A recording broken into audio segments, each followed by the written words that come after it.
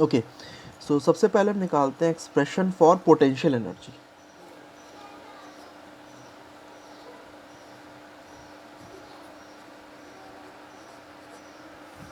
Potential energy के लिए expression तो कैसे निकालेंगे? कोई ऑब्जेक्ट है, ये सरफेस है, इस सरफेस पे था, ठीक है। हमने उस ऑब्जेक्ट को उठा के हमने क्या करा, यहाँ से यहाँ पहुँचा दिया, ठीक है। इस जगह हम ले आए इस ऑब्जेक्ट को।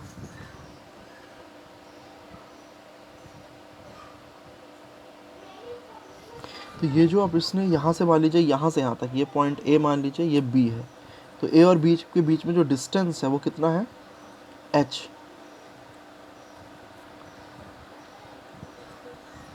ठीक है, एच है। मान लीजिए यहाँ से यहाँ तक इसको ले जाने के लिए हमें फोर्स कितना लगाना पड़ा है, एफ, ठीक है। ये फोर्स हमें अपवर्ड डायरेक्शन में लगाना पड़ा इसे नीचे से ऊपर ले जाने के लिए। इसके ऊपर नीचे जो अर्थ है, अर्थ इसे नीचे खींच रही थी इस ऑब्जेक्ट को नीचे, वो कितने किस फोर्स से खींच रही थी, डब्लू। डब्लू क्या है इसका, वेट, इसके वेट का जितना इसका वेट है उस फोर्स से इसे ऊपर की नीचे की तरफ खींच रही है।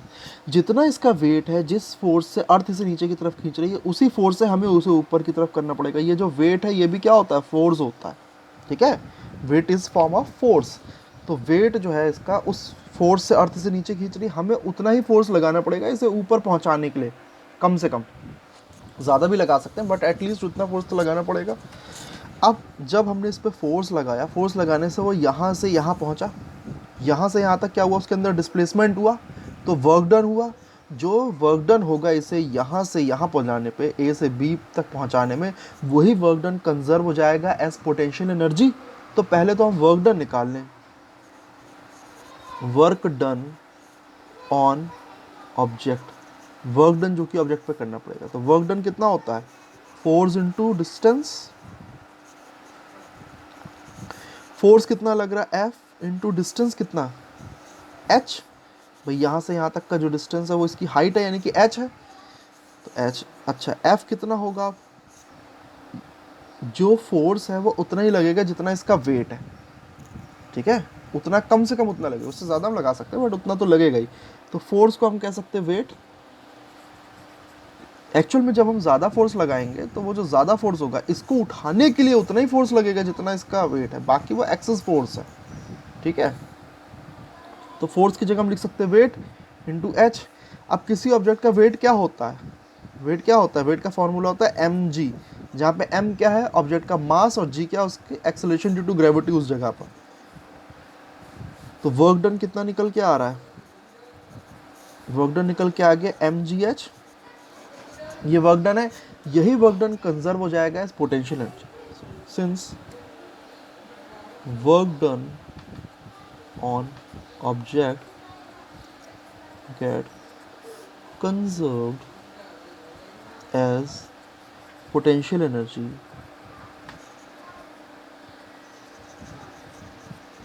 therefore potential energy is equal to mg h। ये पोटेंशियल एनर्जी का एक्सप्रेशन आ गया, यानी कि P is equal to m g h. यहाँ पे कैपिटल P क्या है, पोटेंशियल एनर्जी, ठीक। अब एक दूसरा इसी वीडियो में हम करते हैं, दूसरा एक्सप्रेशन फॉर काइनेटिक एनर्जी।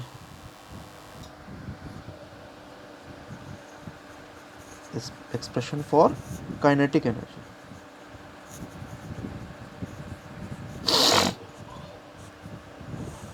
अब काइनेटिक एनर्जी में हम कैसे निकालेंगे, ओके।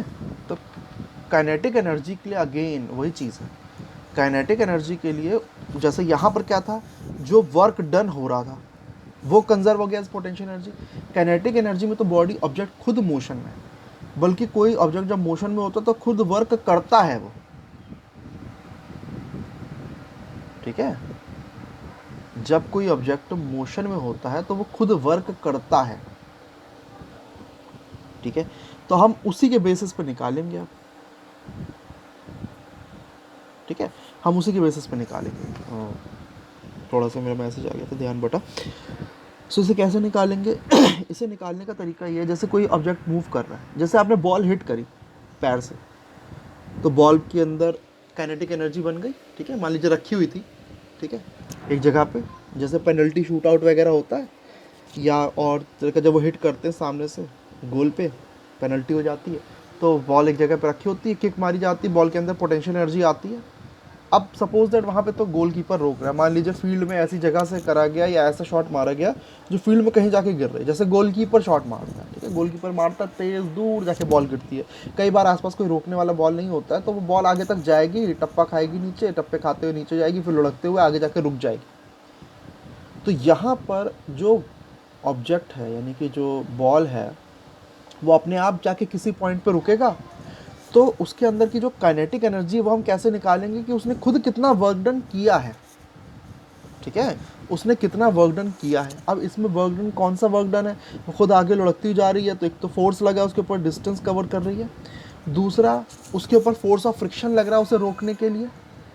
तो अब या तो हम ऐसे मेज़र करें, या फिर हम इसको इस तरह से देख सकते हैं कि कोई ऑब्जेक्ट है, मोशन में है, उसको आपने रोकने के लिए कुछ करा, ठीक है, रोकने के लिए जैसे हो सकता है आपने पैर से रोका, या फिर गाड़ी है तो आपने ब्रेक लगाया, तो ब्रेक लगाने पर यानी कि आपने फोर्स अप्लाई करा अपोजिट डायरेक्शन में, मोशन एक डायरेक्शन में था, आपने उसके अपोजिट फोर्स लगा अप्लाई करा, उस फोर्स के लगने से के बाद जितना भी ऑब्जेक्ट आगे बढ़ेगा, एकदम तो गाड़ी रुक नहीं जाएगी, ठीक है, या एकदम तो जितना भी वो आगे बढ़ेगा ऑब्जेक्ट, उसी से हम क्या निकालेंगे, यानी कि जितना वर्क डन करेगा वो ऑब्जेक्ट अगेंस्ट दैट फोर्स, या फिर हम ये कहें, इसका थोड़ा कंफ्यूजिंग सोचने में कंफ्यूजिंग है, या फिर हम ये कहें कि वो जो वर्क डन होगा, वो जो फोर्स है, वो फोर्स उसको रोकने के लिए जितना वर्क डन करेगा, एक मूविंग ऑब्जेक्ट है, उस पर हमने फोर्स लगाया उसे रोकने के लिए, वो फोर्स की वजह से जितना भी वर्क डन होगा उस ऑब्जेक्ट को रोकने के लिए, वही उसकी काइनेटिक एनर्जी, ठीक है।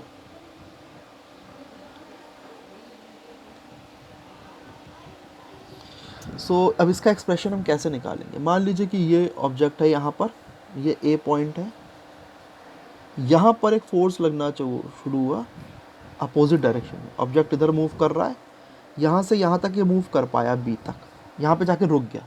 मान लीजिए कि ये कांस्टेंट वेलोसिटी v से मूव कर रहा था, इसकी वेलोसिटी जब इस पर फोर्स लगना शुरू हुआ तब इसकी वेलोसिटी कितनी थी, v थी, पीछे से भी v वेलोसिटी से आ रहा था, फोर्स लगना शुरू हुआ, यहाँ से लेके यहाँ तक इस फोर्स ने इसे रोकने की कोशिश करी, यहाँ से लेके यहाँ तक गया, यहाँ पे जाके रुक गया, तो यहाँ पे जाके इसकी वेलोसिटी हो गई 0, यानी कि u जो है इसकी इनिशियल वेलोसिटी हो गई, इसकी जो फाइनल वेलोसिटी है v वो कितनी हो गई 0। आ रही है बात समझ में। अब यहाँ से लेके यहाँ तक इसने कुछ डिस्टेंस भी कवर करा है, वो डिस्टेंस क्या है, s है, और साथ में कुछ टाइम भी लगा होगा, t टाइम लगा होगा यहाँ से लेके यहाँ तक इस डिस्टेंस को कवर करने में। अब हम क्या करेंगे, हम वर्क डन निकालेंगे, work done by this force, वो कैसे निकलेगा, वो निकलेगा F इंटू ये जो डिस्प्लेसमेंट कवर हुआ है, work done by force F to stop the moving object, work done by force F to stop the moving object, तो वर्क डन कितना होगा, जितना फोर्स लग रहा है उसका मैग्नीट्यूड इंटू जितना डिस्प्लेसमेंट है, तो वर्क डन फोर्स कितना लग रहा है F इंटू डिस्प्लेसमेंट कितना हुआ है यहाँ से लेकर यहाँ तक S, ये हो गया। अच्छा, F का फॉर्मूला आपको पता है, जो हमारा second equation of motion 9th में आपने पढ़ा, उससे F इज इक्वल टू क्या होता है, ma, since F is equal to ma, second law of motion, वहाँ से हमें मिलता है, लास्ट ईयर आपने 9th में पढ़ा है। देयरफॉर वर्क डन कितना हो गया, F की जगह work done is equal to F की जगह हम ma पुट करेंगे तो ma इंटू S, ये हमारी हो गई इक्वेशन 1। अब हम क्या निकालेंगे, S निकालेंगे, S के लिए हम क्या करने वाले हैं, हम फार्मूला यूज़ करने वाले हैं, ठीक है। कौन सा फार्मूला, देखिए हम थर्ड इक्वेशन ऑफ मोशन का यूज़ करेंगे, using third equation of motion, motion की थर्ड इक्वेशन क्या है, v square is equal to u square plus 2as, ठीक। अब v जो है आपका क्या हो गया, ज़ीरो। अगर आप पीछे वाले डायग्राम में देखेंगे तो v क्या हो जाता है, ज़ीरो। और v इनिशियल वेलोसिटी कितनी, u कितना है, v।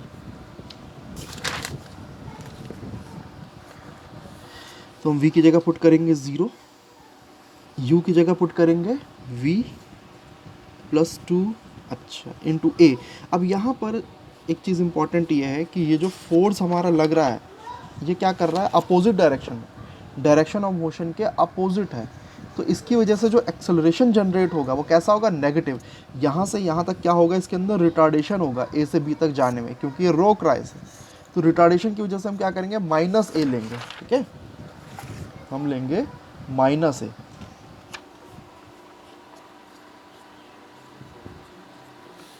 Zero is equal to V square, ये इसको सॉल्व करेंगे तो minus two A S, there four V square is equal to two A S. तो एस की वैल्यू निकालेंगे, S is equal to V square upon two A. ये हमारा निकल के आ गया, ये हम पुट करेंगे इक्वेशन वन में, putting value in equation one क्या था, work done is equal to,